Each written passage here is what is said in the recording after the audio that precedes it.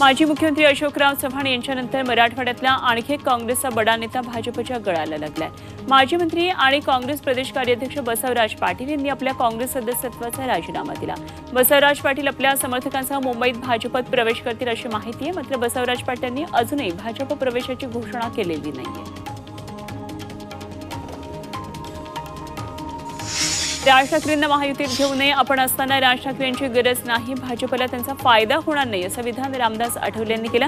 राज ठाकरे महाराष्ट्राचे नेते आहेत, स्वतंत्र लढण्यामध्ये त्यांचं हित असल्याचं रामदास आठवले यांनी म्हटलंय।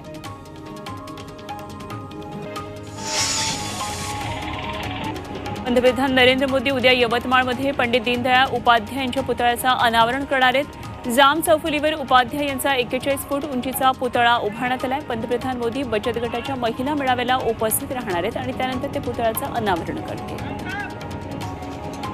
अमृत नोनी आर्थो प्लस ये एक प्रूवन फॉर्मूला है। इसमें मौजूद नोनी फल के गुण और आयुर्वेदिक जड़ी बूटियां शरीर को जरूरी पोषक तत्व देने के साथ साथ हड्डियों और जोड़ों के घिसने, उनमें होने वाले सूजन और दर्द को रोकने में मदद करता है। दर्द मुक्त जीवन के लिए अमृत नोनी आर्थो प्लस।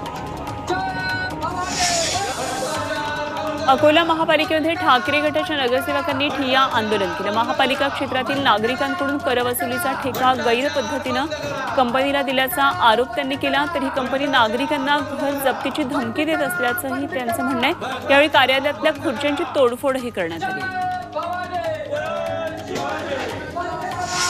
पर्यावरणप्रेमींनी महानगरपालिकेसमोर आंदोलन केलं। शासनाचे नियम डावलून नदी सुधारणा प्रकल्प होत असल्याचा आरोप या आंदोलकांनी केला आणि पर्यावरण विभागाचं ना हरकत पत्र न घेता नदी सुधार प्रकल्पाचं हे काम केलं, तसंच कामाचा दर्जा निकृष्ट असल्याचा आरोप पर्यावरणप्रेमींनी केला। मुंबईच्या अनेक भागामध्ये आज 100% पाणी पुरवठा बंद आहे। पिसे इथल्या उदंचन केंद्रामध्ये संयंत्राला आग लागली। मुंबई शहर आणि पूर्व उपनगरामध्ये काही भागात पाणी पुरवठा बाधित झालाय आणि याचा सर्वाधिक फटका हा पूर्व आणि पश्चिम उपनगर आणि मुंबई शहरातल्या काही भागातल्या पाणी पुरवठ्याच्या दाबावरही पडेल।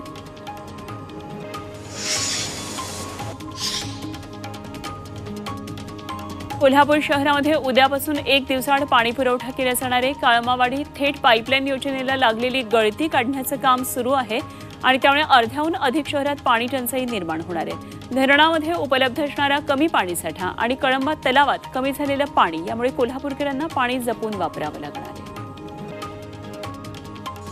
पुण्यामधल्या कल्याणीनगर कळस भागाचा पाणी पुरवठा येत्या गुरुवारी बंद राहणार आहे। कुसमाडेमधल्या नवीन टाकी मुख्य जलवाहिनीला जोडणं आणि ठाकरसी टाकीवरचा स्थापत्यविषयक देखभाल दुरुस्तीचं काम केलं जाणार आहे।